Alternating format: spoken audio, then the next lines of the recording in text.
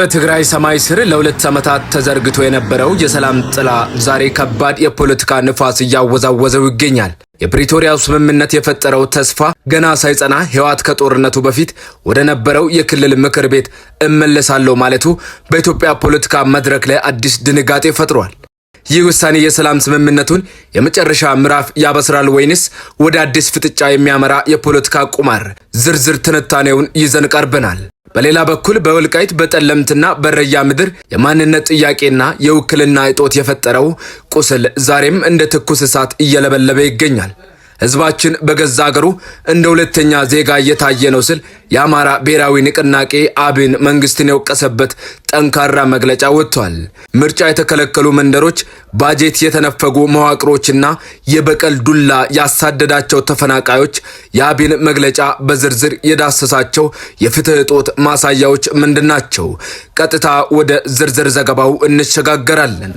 በቅድሚያም በትግራይ ሰማይ ስር ያንዣበበው አዲስ የፖለቲካ ማዕበል። በትግራይ ምድር የጦርነት ድምጽ ጸጥ ብሎ የሰላም ጭላንጭል መታየት ከጀመረ ሰነባብቷል። ሆኖም ግን ትናንት የህዝባዊ ወያኔ ሓርነት ትግራይ ህወሓት ያመጣው መግለጫ በሰላሙ ሰማይ ላይ ጥቁር ደመና እንደማንዣበብ ሆኖ ተቆጥሯል። ድርጊቱ ከ2013 ዓ.ም ጦርነት በፊት የነበረው የክልሉ ምክር ቤት ወደ ስራው ይመለስ ሲል ያስተላለፈው ውሳኔ በኢትዮጵያ ፖለቲካ መድረክ ላይ አዲስ የመነጋገሪያ አጀንዳ ከመሆኑም በላይ በብዙዎች ዘንድ የሰላሙ ስምምነት የሙጥኝ የተባለበት ገመድ እየላላ ነውኒ የሚል ስጋት ጭሯል።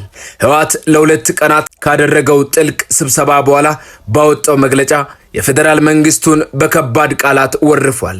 የፕሪቶሪያው የሰላም ስምምነት የትግራይን ህዝብ መብት ለማስከበር ሳይሆን ሌላ የማጥፊያ መሳሪያ ሆኖ እያገለገለ ነው ሲል ከሷል። ድርጅቱ ለውሳኔው እንደ ምክንያት ያቀረባቸው ነጥቦችን ስንመለከታቸው በመጀመሪያም የአስተዳደር ወሰኖች አለመመለስና በክልሉ ላይ ዳግም የተጣለ ከበባ፣ የመንግስት ሰራተኞችን ደሞዝ መከልከልና የድርጅቱን ህጋዊ እውቅና አለመመለስ፣ የጊዜያዊ አስተዳደሩ የስራ ዘመን ያለ ህወሓት ይሁንታ መራዘሙ፣ እነዚህ ቅሬታዎች ህወሓትን ወደ ቀድሞ የምክር ቤት መዋቅር እንዲመለስ ገፍተውታል። ይህ ማለት ግን በፕሪቶሪያ ስምምነት እውቅና ያገኘውን ጊዜያዊ አስተዳደር ወደ ጎን የመግፋት ያህል ነው ተብሎ ተተርጉሟል።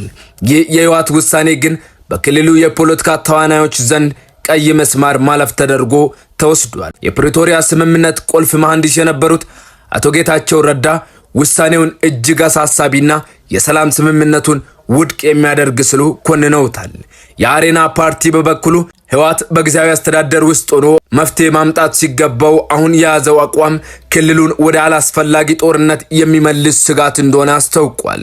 የሲቪክ ድርጅቶችም ቢሆኑ ከጦርነቱ በፊት የተደረገው ምርጫ በስምምነቱ ውድቅ የተደረገ መሆኑን በማስታወስ የህወሓት እርምጃ የፌደራል መንግስቱንና የክልሉን ግንኙነት ገደል ውስጥ የሚከት ነው ብለዋል። ህወሓት በመግለጫው መጨረሻ ላይ ልዩነቶችን በንግግር ለመፍታት ፍላጎት አለኝና ከጎረቤት ክልሎችና ሀገራት ጋር ትስስሬን አጠናክራለሁ ማለቱ በአንድ በኩል ለሰላም በር ቢከፍትም በሌላ በኩል ግን የፌደራል መንግስቱን እውቅና ሳይጠብቅ ራሱን የቻለ የውጭ ግንኙነትና አስተዳደር ለመዘርጋት መሞከሩን ያሳያል። የትግራይ ፖለቲካ ዛሬም በውጥረት አዙሪት ውስጥ ይገኛል። በህዝብ ድምጽና በህግ የበላይነት መካከል ያለው ፍጥጫ የፕሪቶሪያውን ስምምነት ለታሪክ ባልታየ ፈተና ውስጥ ከቶታል። ሰላም የህዝቡ ዘውትር ናፍቆት ቢሆንም የፖለቲካ ፓርቲዎች የስልጣንና የህጋዊነት ፍልሚያ ግን በክልሉ ላይ አዲስ የጦርነት ስጋት ጥላ አጥልቷል። ህወሓት ወደ ቀድሞ መንገዱ ተመልሷል ወይንስ ይህ የፖለቲካ ድርድር ለማሸነፍ የሚደረግ የካርድ ጨዋታ ነው የሚለው ጥያቄ በጊዜ ሂደት የሚመለስ ቢሆንም አሁን ላይ ግን በትግራይ ሰማይ ስር ሰላምና ስጋት በትይዩ እየተጓዙ ይገኛሉ።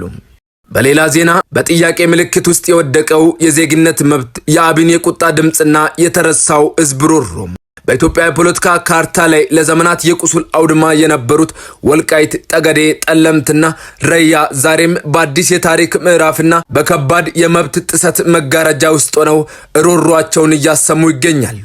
የአማራ ብሔራዊ ንቅናቄ አብን በቅርቡ ያወጣው መግለጫ እነዚህን አካባቢዎች በፌደራል መንግስቱ የማባበል ፖለቲካ ሰለባ ሆነዋል ሲል በጽኑ ቃላት ወቅሷል። መግለጫው እንደሚያትተው የወልቃይትና የጠለምት ህዝብ በደምና ባጥንቱ ያስከበረውን ማንነት ዛሬ በመንግስታዊ የቢሮክራሲ ሰንሰለት ሊነጠቅ ጫፍ ላይ ደርሷል። ለሁለት የምርጫ ዘመናት ለ10 ዓመታት ያህል ያለ ምርጫ ያለ ተወካይና ያለ ባጀት እንዲቆይ መደረጉ ህዝቡን በገዛ ሀገሩ እንደ ባዕድ እንዲቆጠር አድርጎታል ይላል አብን። ይህ በደል በዝምታ የሚታለፍ ሳይሆን የኢትዮጵያን ህገ መንግስት አንቀጽ 8 የህዝብ ሉዓላዊነትና አንቀጽ 39 የራስን ዕድል በራስ የመወሰን መብት በይፋ የሚጥስ መዋቅራዊ አፓርታይድ ነው ሲል ንቅናቄው በምሬት ገልጾታል። አብን በመግለጫው የራያን ጉዳይ ሲያነሳ ልብ የሚነካ ሲል ይስላል።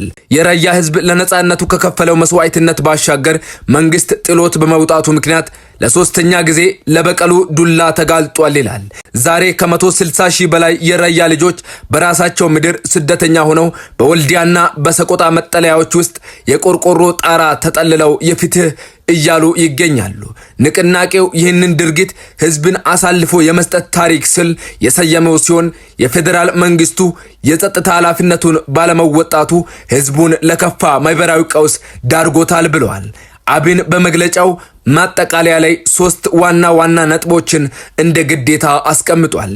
በመጀመሪያ የምርጫ መብት ይከበር፣ የፌዴሬሽን ምክር ቤት የወሰነው የውክልና መብት ያለምንም መሸራረፍ ተግባራዊ እንዲሆን። በሁለተኛ የባጀት እገዳው ይነሳ፣ ለሀገር ኢኮኖሚ ምሰሶ የሆነው ህዝብ የመንግስትን ባጀት እንደ ምጽዋዕት ሳይሆን እንደ መብት እንዲያገኝ።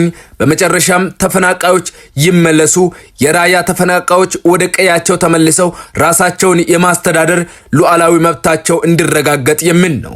ባጭሩ የአብን መግለጫ መንግስትን ከፖለቲካዊ ቁማር ተው የሚል ጠንካራ መልእክት ያዘለ ነው። ይህ በደል ካልታረመ ህዝቡ በመንግስት ላይ ያለው አመኔታ ይሟጠጣል።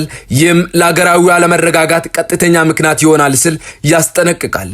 የንቅናቄው መግለጫ የሚያሳየው በኢትዮጵያ ውስጥ ያለው የሰላም ስምምነት የፕሪቶሪያ ስምምነት አንዱን ወገን ለማስደሰት ሲባል ሌላውን ወገን ዋጋ የሚያስከፍል መሆን እንደሌለበት ነው። እነዚህን አወዛጋቢ አካባቢዎች ያለ ውክልና ማቆየት ነገ የሚፈነዳ የፖለቲካ ፈንጅ ከማዘጋጀት አይተናነስም። ፍትህ ካልሰፈነ ሰላም ዋስትና የለውም የሚለው የአብን ድምጽ የኢትዮጵያን ፖለቲካ ዳኝነት የሚፈትን ትልቅ ጥያቄ ሆኖ ቀርቧል። አድማጮች ለሳቱ ያዝናቸው መረጃዎች የእስካሁኑ ናቸው። በቀጣይ በሌላ መረጃዎች እስከምንገናኝ በቸር ቆዩ።